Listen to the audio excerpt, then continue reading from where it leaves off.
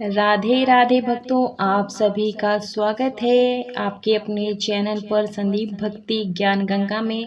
भक्तों, आज की इस वीडियो में हम जानेंगे इंदिरा एकादशी की बहुत ही सरल पूजा विधि। तो वीडियो बहुत ही महत्वपूर्ण होने वाली है, तो वीडियो को आप अंत तक पूरा देखें बिना स्किप किए हुए।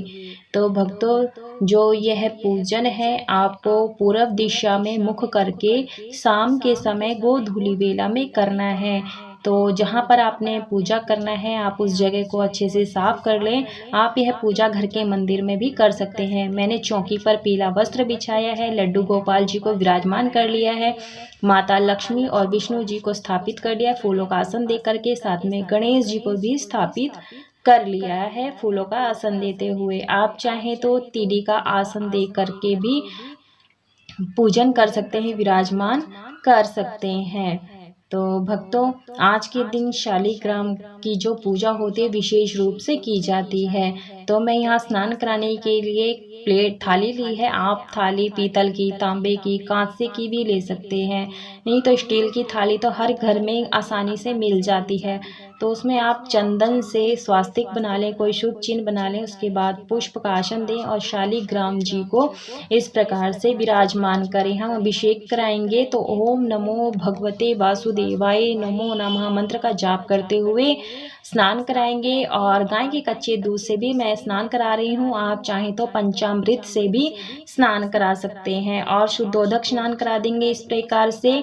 और मंत्र का जाप जरूर से करें, ओम नमो भगवते वासुदेवाय नमो नमः। मंत्र हो सकेगा तो मैं डिस्क्रिप्शन में दे दूंगी, आप नोट कर लीजिएगा। और जो ये जल है ये तुलसी के गमले में या अन्य गमले में डाल देंगे। उसके बाद मैं फिर से तिली का आसन दे रही हूँ। और आज के दिन गौ माता का पूजन जरूर से करें। तो अगर गौ माता आपके पास नहीं है तो आप आज के दिन जरूर से घर में अवश्य रूप से लेकर आएं। तो मैंने यहाँ एक कटोरी ली है, उसमें तीली का आसन दे करके शालिग्राम भगवान को स्थापित कर लिया है फूलों का आसन लगा करके। तो आप भी इस प्रकार से कर सकते हैं। यदि आपके पास शालिग्राम नहीं है, भगवान विष्णु जी का कोई भी स्वरूप हो और लड्डू गोपाल की सेवा तो हर घर में होती है, तो आप उनको भी स्थापित करके पूजन कर सकते हैं। और उसके बाद पुष्प की मदद से मैं यहाँ शुद्धिकरण कर रही हूँ, पवित्रीकरण कर रही हूँ सभी का। और भगवान विष्णु जी के पूजन में चंदन, पीले चंदन का विशेष महत्व होता है, तो हम चंदन का प्रयोग कर रहे हैं। तो सबसे पहले गणेश जी का पूजन करेंगे। भक्तों, पितृपक्ष में आने वाली इंदिरा एकादशी इस बार 10 अक्टूबर को पड़ रही है। इस दिन मघा श्रद्धा भी है, जो श्राद्ध है वो भी है। हिंदू धर्म में इस एकादशी का विशेष महत्व माना गया है। और एकादशी की जो पूजा विधि है, महत्व है, वो आपको इस वीडियो में बताऊंगी। तो भक्तों, मैं यहाँ तिली का आसन देकर तिली के तेल का दीपक जला रही हूँ और धूप बत्ती रखी है। आप चाहें तो स्टिक आती है वो भी रख सकते हैं। और अग्नि देवता का ध्यान करते हुए हम दीपक प्रज्वलित कर लेंगे। हिंदू धार्मिक मान्यताओं के अनुसार आश्विन माह के कृष्ण पक्ष में आने वाली एकादशी को इंदिरा एकादशी के नाम से भी जाना जाता है।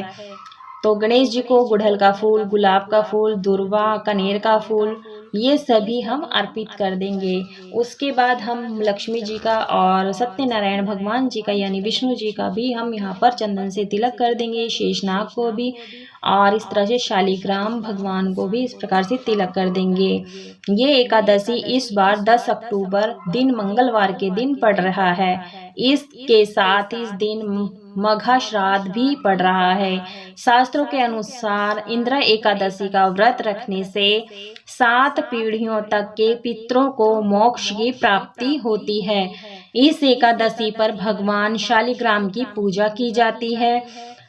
तो इंदिरा एकादशी का जो महत्व है, पूजा विधि है, सब कुछ विस्तार से बताऊंगी। भगवान विष्णु जी को जनेऊ अर्पित कर देंगे और इत्र लगा करके वस्त्र रूपी कलावा अर्पित कर देंगे।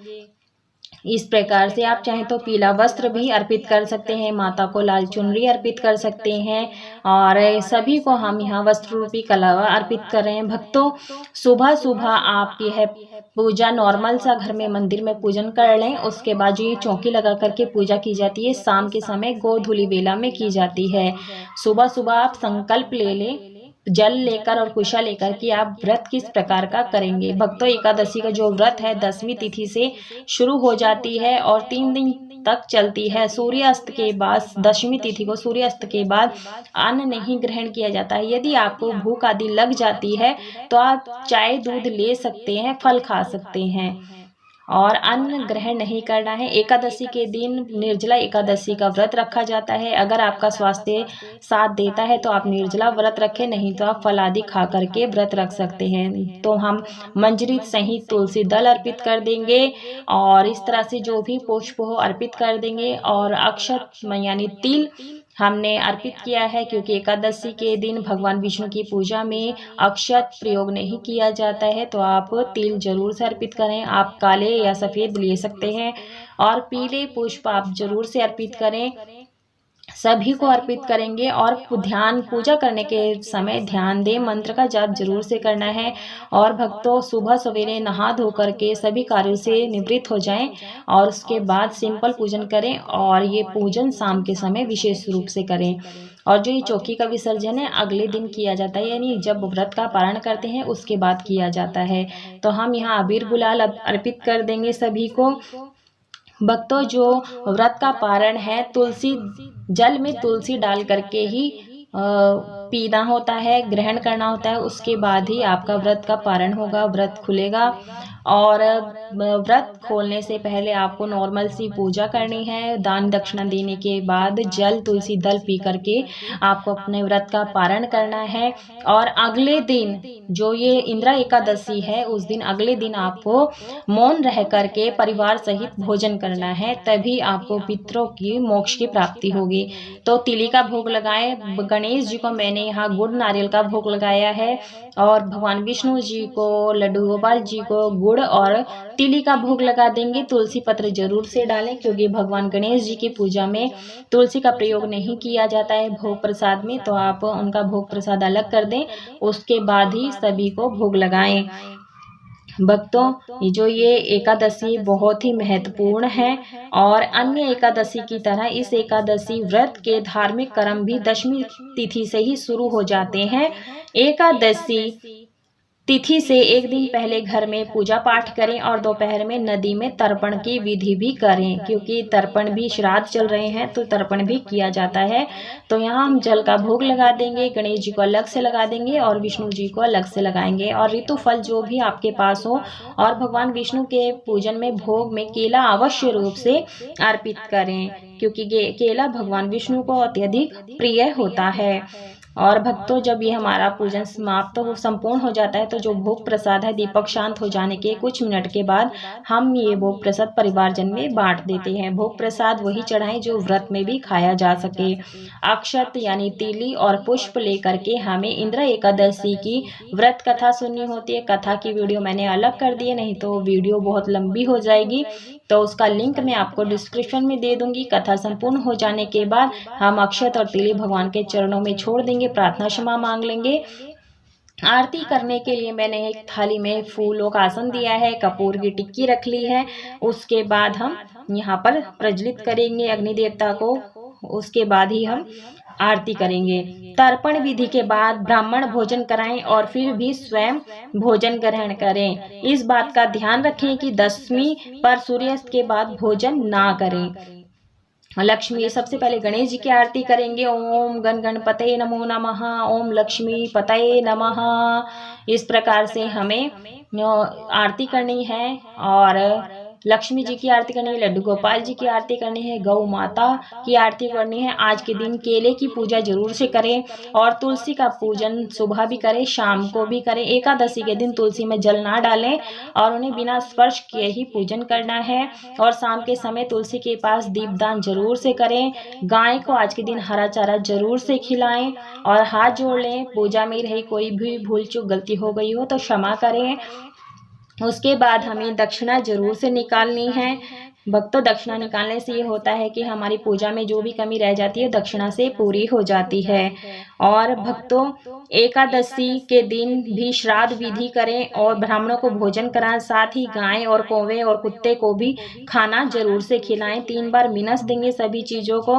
मिनसने से ये होता है जो भोग प्रसाद होता है वो भगवान सहर्ष स्वीकार कर लेते हैं। और हो सके तो आज के दिन छोटा सा आप हवन भी कर लें। फिर व्रत के अगले दिन पूजन के बाद ब्राह्मण को भोजन कराएं, दान दक्षिणा देकर उनका आशीर्वाद प्राप्त करें। इसके बाद परिवार के साथ मिलकर के भोजन करें शांति पूर्वक प्रेम से। तो भक्तों, इस प्रकार से हमें इंदिरा एकादशी की पूजा करनी है। भक्तों, ये बहुत ही सरल विधि मैंने आपके साथ इंदिरा एकादशी की पूजा बताई है। तो भक्तों, मैं आशा करती हूँ आपको इंदिरा एकादशी की सरल पूजा विधि पसंद आई होगी, जानकारी भी पसंद आई होगी। अगर पसंद आई है तो वीडियो को लाइक कीजिए, ज़्यादा से ज़्यादा शेयर कीजिए। यदि आप मेरे चैनल पर पहली बार आए तो चैनल को सब्सक्राइब अवश्य रूप से कर लीजिए। कमेंट बॉक्स में लक्ष्मी नारायण अवश्य रूप से लिखें।